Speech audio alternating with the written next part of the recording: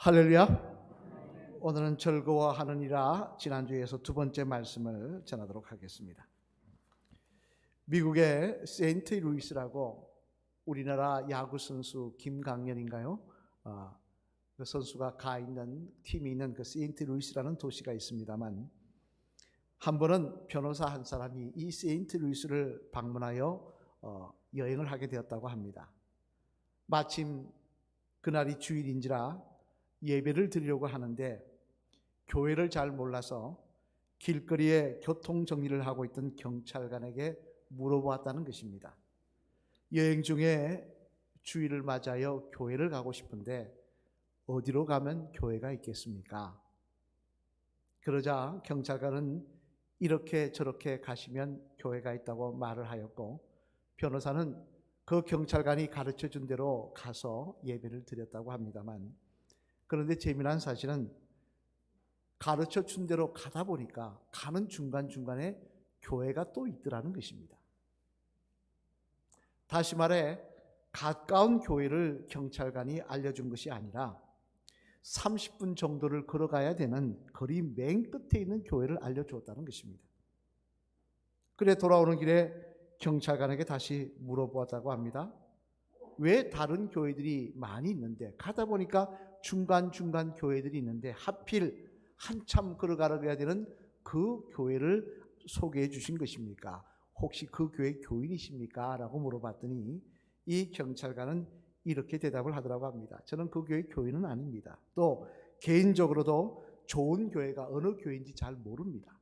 그러나 주일날 교통 정리를 하다 보면은 소개해드린 그 교회에서 나오는 교인들의 얼굴이 가장 밝고 즐겁습니다. 그래서 그 교회를 소개해드렸습니다 라고 이야기를 하더라는 것입니다. 그 교회 교인들이 가장 얼굴이 어떻다고요? 밝고 즐겁더라는 것입니다. 그래서 그 교회를 소개해줬다는 것입니다. 여러분, 성도의 특징은 무엇보다 즐거워야 한다는 것입니다. 얼굴이 짜증과 분노로 가득 찬 모습이 아니라 기쁨과 즐거움으로 가득 차야 한다는 것입니다. 왜냐하면 우리는 이제 하나님의 자녀가 되었기 때문에 그렇다는 것입니다. 그래서 지난주에 살펴봤던 말씀, 로마서 5장 2절 말씀 우리 한 같이 읽어보실까요? 시작. 또한 그로 말미암아 우리가 믿음으로 서 있는 이 은혜에 들어감을 얻었으며 하나님의 영광을 바라고 즐거워하느니라. 아멘. 이 말씀처럼 하나님의 자녀가 되는 은혜를 누리고 있으니 이 은혜를 누리는 사람답게 매일 우리의 마음속에 세상이 주는 즐거움이 아닌 하나님이 주시는 즐거움이 넘쳐나는 모습이 있어야 한다는 것입니다만, 그런데 오늘 본문의 말씀을 보면 성도인 우리 속에 즐거움이 넘쳐야 한다고 하시면서 이런 상황 속에서도 즐거워해야 된다고 말씀하고 있는데요, 우리 오늘 본문 3절 말씀 같이 한번 읽어보실까요? 앞을 보시며 시작. 다만 이뿐 아니라 우리가 환난 중에서도 즐거워하나니 이는 환난은 인내를. 아멘. 무슨 말씀입니까? 성도는 즐거워하며 살아야 된다, 즐거워하는 모습이 있어야 된다라고 이야기하는데, 심지어 그 즐거움은 환난 속에서도 이어져야 한다는 것입니다. 여러분, 환난이 무엇입니까? 여러분이 잘 아시는 대로 이는 우리 속에 다가오는 시련, 고통, 핍박 등 고난을 이야기하는 것입니다. 아픔을 이야기하는 것입니다. 그런데 과연 우리들 중에 이런 환난을 만날 때 즐거워할 사람이 누가 있겠습니까? 만약에 저와 여러분들이 어려운 환난을 만났는데 희죽희죽 웃고 다니면 세상 사람들이 이야기할 겁니다. 정신이 조금 이상하게 됐다고. 그럴 겁니다. 그런데 재미난 사실은 오늘 본문에 보면 뭐라고 말씀하고 있느냐? 그럼에도 불구하고 성도인 우리들은 즐거워해야 된다고, 환난 중에서까지도 즐거워해야 된다고 말씀하고 있다는 것입니다. 그러면 여러분, 왜 성도인 우리들은 환난을 만나도 즐거워해야 하는 것일까요? 바라기는 오늘은 이 말씀을 통하여 저와 여러분들도 좋은 일에만이 아닌 어려움이 있다 할지라도 즐거워할 수 있는 정말 바른 성도의 모습을 소유한 그런 주의 성도들 되시기를 주님의 이름으로 간절히 축원을 드립니다. 그러면 왜 성도인 우리들은 환난을 만나도 즐거워해라고 말씀하고 있는 것일까? 그 이유를 오늘 본문 말씀 중심으로 살펴보면요, 먼저 첫째로 우리 같이 읽겠습니다. 앞을 보시며 시작. 환난을 통하여 우리들의 성품이 하나님이 쓰시고자 하는 모습으로 변화되는 역사가 일어나기 때문에 즐거워하라고 말씀하고 있는 것입니다. 왜 즐거워하라고요? 환난을 통하여 우리들의 성품이 하나님이 쓰시고자 하는 모습으로 변화되는 역사가 일어나기 때문에 즐거워하라는 것입니다. 오늘 본문 3절 4절 말씀 앞을 보시며 다시 한번 읽어보시겠습니다. 시작. 다만 이뿐 아니라 우리가 환난 중에도 즐거워하나니 이는 환난은 인내를, 인내는 연단을, 연단은 소망을 이루는 줄 알미로다. 아멘. 여기 보면 환난은 인내를 만들고 인내는 연단을 만든다. 즉 환난은 연단을 만든다라고 말씀하고 있습니다만, 이 연단이라는 말은 원어 성경인 헬라어 성경에 보면은 헬라어로 뭐라고 되어 있느냐? 도키메라는 말입니다. 그 말로 기록되어 있습니다. 이 말의 의미에는 성품이라는 뜻이 있더라는 것입니다.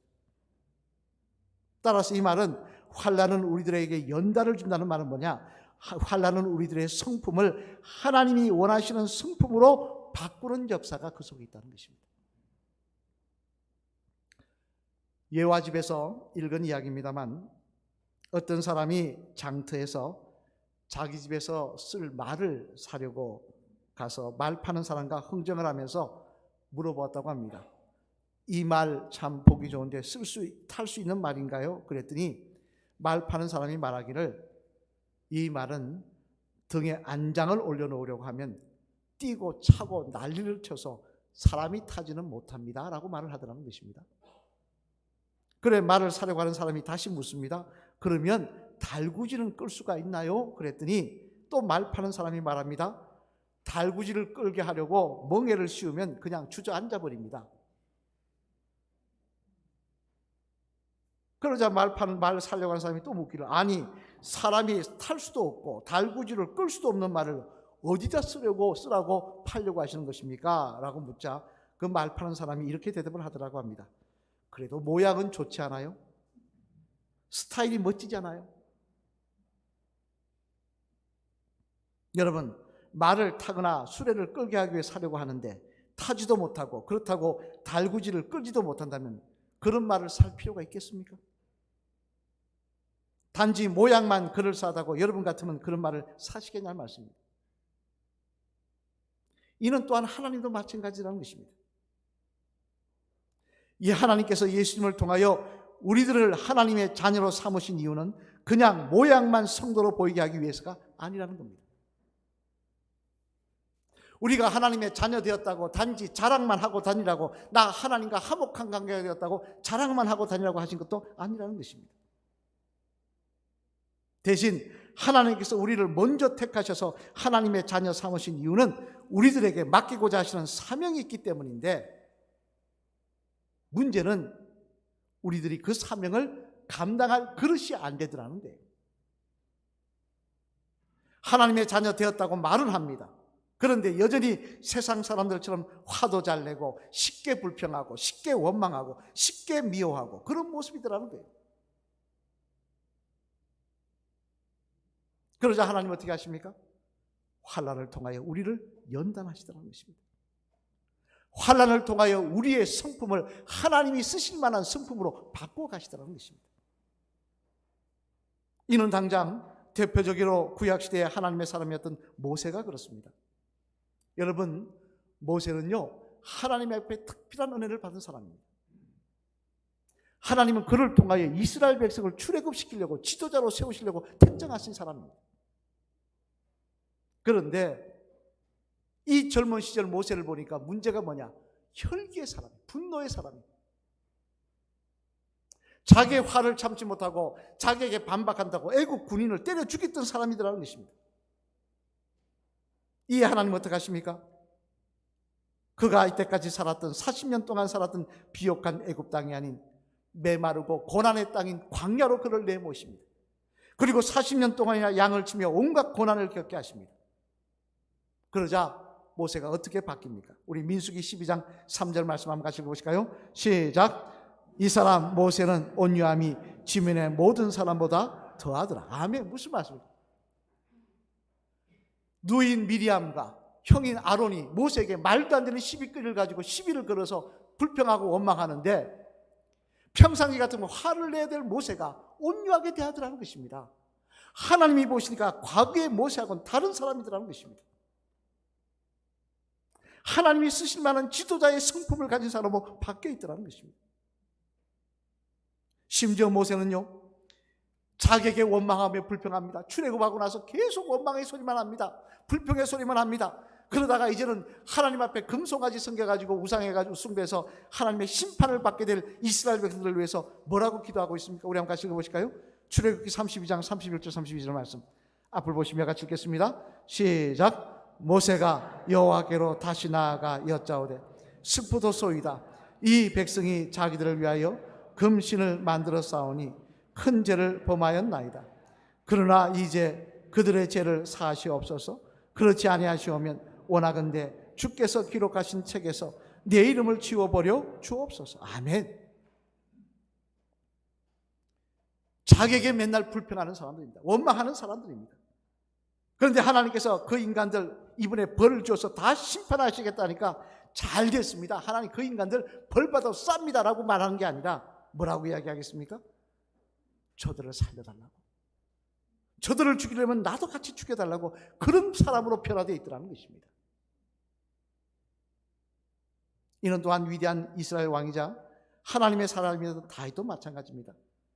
사무엘하 16장 말씀에 보면요, 다윗의 아들 압살롬이 반역을 했을 때 다윗은 억장이, 가슴이 무너지는, 하늘이 무너지는 그 아픔을 가지고 도망을 갑니다.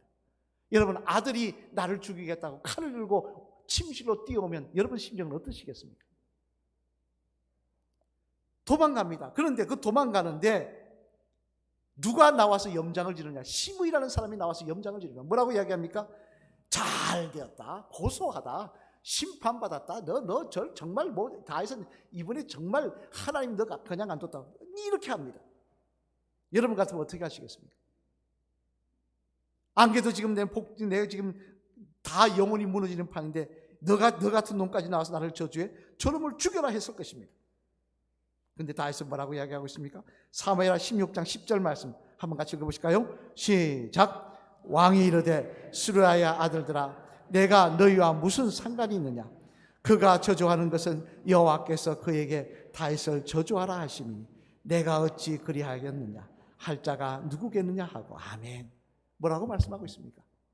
용서해 주라는 것입니다. 덮어주라는 것입니다. 허물은 나에게 있으니 저 사람을 덮어주라고 말하고 있다는 것입니다. 어떻게 이렇게 할 수 있습니까?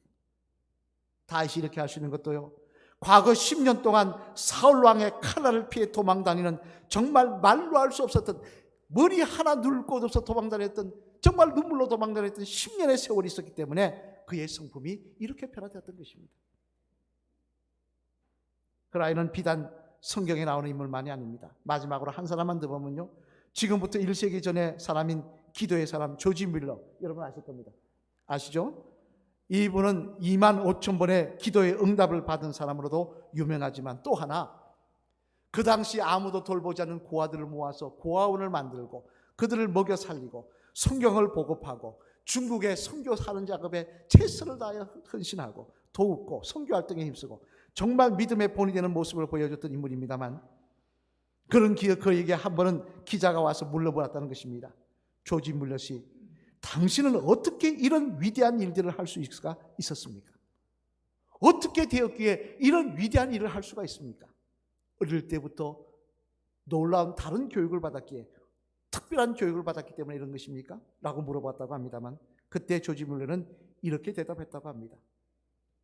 과거 젊은 시절 나 자신밖에 모르던 내가 철저하게 하나님 앞에서 환난을 통해 죽은 것처럼 무너진 적이 있었습니다. 내가 하나님 앞에 환난을 통해 죽은 것처럼 무너진 적이 있었습니다. 그 후로 나는 바뀌었습니다. 여러분, 사람의 성품은 절대 쉽게 바뀌는 것이 아닙니다. 책 많이 읽었다고 바뀝니까? 잔소리 많이 한다고 바뀝니까? 여러분 겪지 않습니까? 본인 더 잘하지 않고 잔소리 들으면 바뀝니까? 천만의 말씀. 결심해도 안 바뀝니다. 그러나 환난을 겪으면 사람은 바뀌더라는 것입니다. 그 못된 성격이 변화가 되더라는 것입니다. 자기 잘난 맛에 살던 사람이, 교만한 사람이 겸손한 사람으로 낮아지며, 강박했던 성품을 가진 사람이 따스한 성품을 가진 온유한 사람으로 바뀌어지며, 자기밖에 모르던 사람이 남을 돌아보고 배려하는 사람으로 바뀌는 역사가 일어나더라는 것입니다.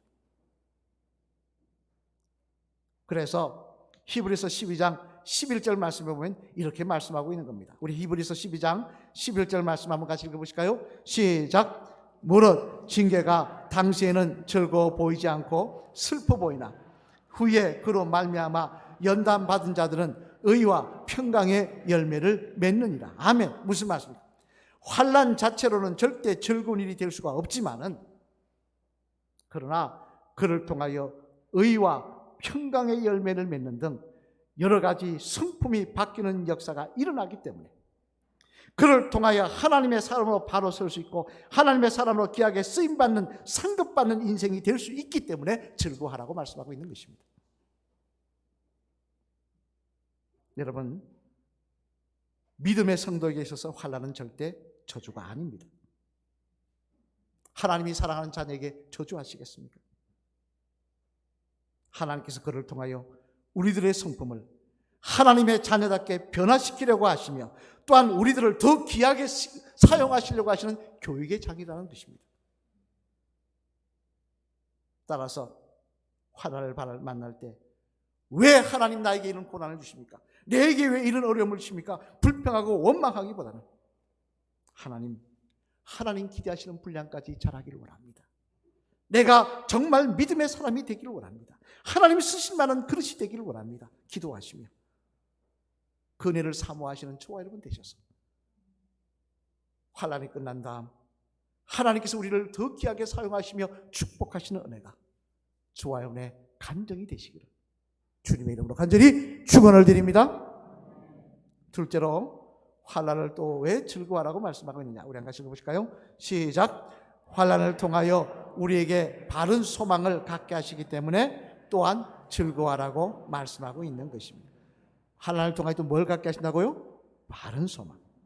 오늘 보면 3절 4절 말씀 다시 한번 같이 읽어보시겠습니다. 함께 시작. 다만 이뿐 아니라 우리가 환난 중에도 즐거워하느니 이는 환난은 인내를, 인내는 연단을, 연단은 소망을 이루는 줄 알미로다. 아멘. 무슨 말씀입니까? 하나님께서는 환난을 통하여 결국 우리들에게 바른 소망을 갖게 하시는 역사를 허락하시기 때문에 즐거워하라는 것입니다. 여러분, 저와 여러분을 포함해서 이 세상에 사는 사람들 치고 다 나름대로 소망이 없는 사람은 없을 것입니다. 그러나 그런 소망 가운데 잘못된 소망, 어리석은 소망도 있다는 사실을 아십니까? 대표적으로 누가복음 12장 말씀에 보면 이에 대한 말씀이 나오는데요, 거기에 보면 한 부자가 자신의 소망에 대해서 말하는 내용이 나옵니다. 우리 한번 같이 읽어보실까요? 누가복음 12장 19절 말씀 한번 같이 읽어보시겠습니다. 시작. 또 내가 내 영혼에게 이르되 영혼아, 여러 해 쓸 물건을 많이 쌓아 두었으니 평안히 쉬고 먹고 마시고 즐거워하자 하리라 하되. 아멘. 무슨 말씀입니까? 여기에 보면 부자의 소망이 기록되는데, 부자의 소망이 뭡니까? 잘 먹고 잘 살자는 거예요. 한마디로, 네? 많이 벌어서 잘 먹고 잘 살자는 것입니다. 이왕이면 좀 더 넓은 집으로 이사 가서 잘 먹고 잘 살자, 편안하게 즐기며 먹고 마시자, 그게 그의 소망이었다는 것입니다. 그런데 그런 부자를 두고 하나님은 뭐라고 말씀하십니까? 우리 누가복음 12장 이어지는 말씀 20절 말씀 한번 같이 읽어보실까요? 시작. 하나님은 이르시되 어리석은 자여, 오늘 밤에 내 영혼을 도로 찾으리니 그러면 내 예배한 것이 네 것이 되겠느냐 하셨습니다. 아멘. 무슨 말씀입니까? 너의 그런 소망은 잘못된 소망이라는 거예요. 왜냐하면 우리들의 삶에는 이 땅만 있는 것이 아니라 언젠간 죽음이 기다리고 있으며 그 외에는 심판과 하나님의 나라가 기다리고 있기 때문에 그렇다는 것입니다. 따라서 이 땅만 생각하고 잘 먹고 잘 사는 것에만, 요즘 다 그러지 않습니까? 잘 먹고 잘 살자, 웰빙, 다 그게 대세 아닙니까? 거기만 소망을 두고 거기만 눈을 맞추고 산다면 이것은 영원한 미래를 준비하지 못한 어리석은 소망을 가진 인생이라고 말씀하고 있는 것입니다. 여러분, 바로 이것이 하나님의 말씀이며 하나님의 충고입니다만, 하지만 어리석은 인생은 어떻습니까? 성도인 저와 여러분도 말할 것 없이 그저 눈에 보이는 땅만 바라보고 살더라는 거예요. 잘 되는 일에만, 잘 사는 일에만 목숨 걸더라는 거예요. 그래서 남들보다 건강하지 못하면 불평하고, 남들보다 많이 가지지 못하면 낙심하고, 남들보다 잘 되지 못하면 하나님을 원망하고 하더라는 것입니다.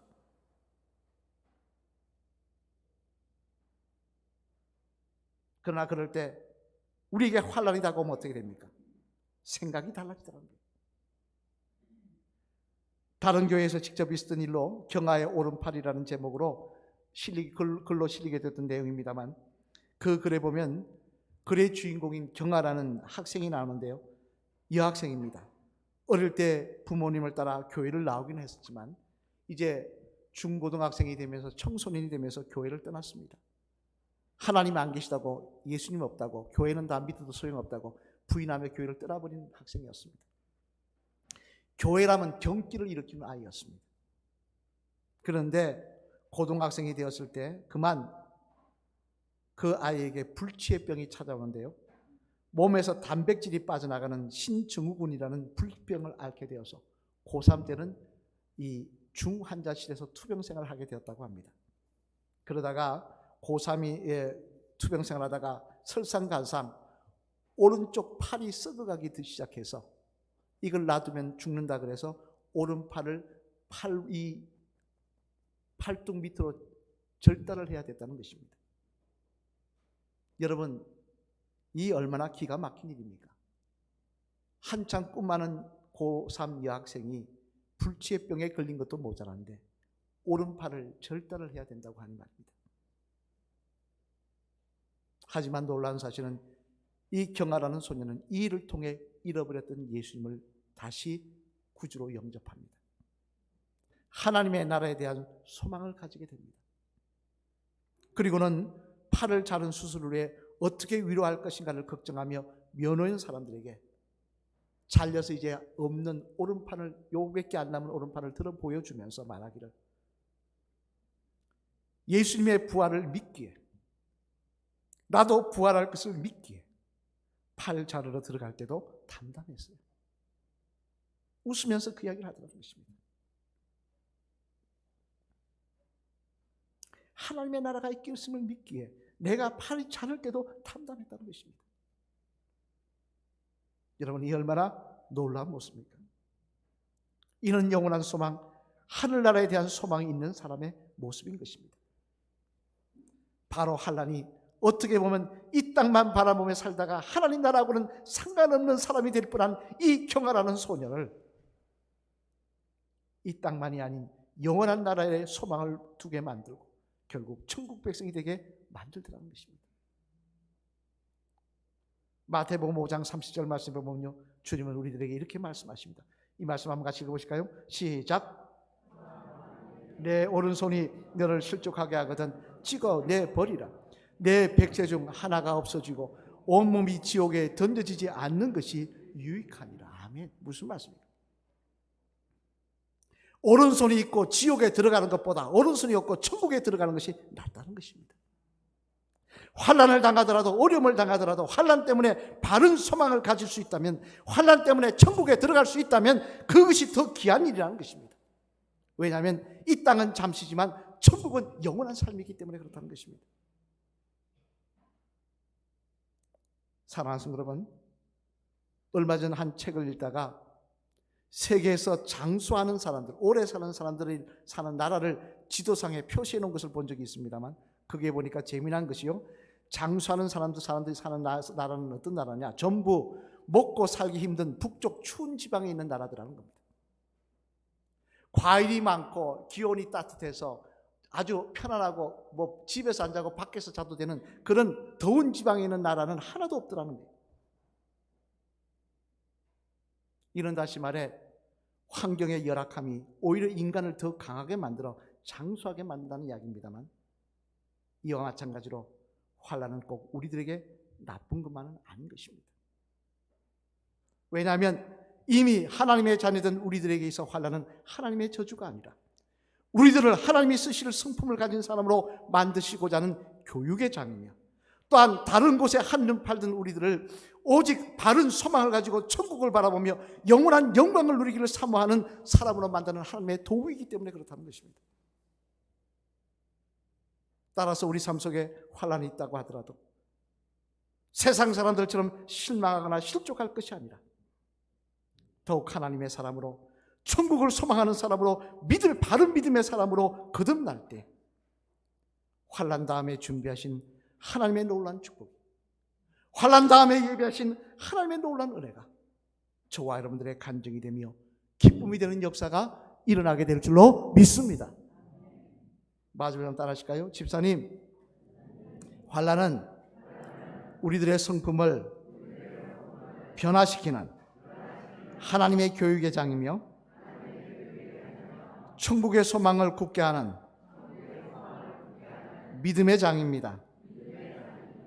이 사실을 분명히 아시고 불평하기보다는 기도하시며 승리하시는 집사님 되시길 바랍니다. 할렐루야. 아멘. 환난에 대한 이야기하면 좋아하는 사람 하나도 없습니다. 그러나 오늘 본문은 말씀합니다. 환난 중에서도 즐거워하라고 말씀하고 있습니다. 하나님이 계획하신 일이 있다는 것입니다. 하나님이 뜻하신 일이 있다는 것입니다. 오늘 보면 요한복음 16장 21절 말씀, 본문 전에 요한복음 16장 21절 말씀을 같이 한번 읽어볼까요? 시작. 여자가 해산하게 되면 그때가 이르렀으므로 근심하나 아이를 낳으면 세상에 사람 난 기쁨을 인하여 그 고통을 다시 기억지 아니하느니라. 아멘. 무슨 말씀입니까? 해산의 고통은 그 당시는 힘들지만 그러나 그 위에 보게 되는 아이의 모습은 모든 고통을 덮기에 충분하다는 것입니다. 환난은 힘들지만 환난 이후에 주시는 축복에 비하면 아무것도 아니라는 것입니다. 또 오늘 보면 3절로 4절 말씀도 다시 한번 같이 읽어볼까요? 시작. 다만 이뿐 아니라 우리가 환난 중에도 즐거워하나니 이는 환난은 인내를, 인내는 연단을, 연단은 소망을 이루는 줄 알미로다. 아멘. 무슨 말입니까? 환난은 힘들지만 하나님은 그를 통하여 우리의 성품을 변화시키시고 우리의 소망을 변화시키셔서 정말 영광의 나라의 백성으로, 하나님의 나라의 유업을 누릴 백성으로 만들어 가시기 때문에 즐거워하라는 것입니다. 여러분, 바라기는 우리의 삶 속에는 하나님의 뜻과 계획이 있습니다. 환난 가운데도 뜻과 계획이 있습니다. 그 환난 당장 보기에는 절구할 수 없을지 모르나 그러나 뜻과 계획이 있음을 기억하며 오늘도 그 계획 안에서 하나님의 사람으로, 바른 소망을 가진 사람으로 거듭나기를 소망하는 저와 여러분 되셔서 환난이 지난 다음 하나님이 주시는 위로와 소망이 더 귀하게 사용하여 주시는 하나님의 은혜가 저와 여러분의 삶 속에 간증이요 기쁨이 되시기를 주님의 이름으로 간절히 축원을 드립니다.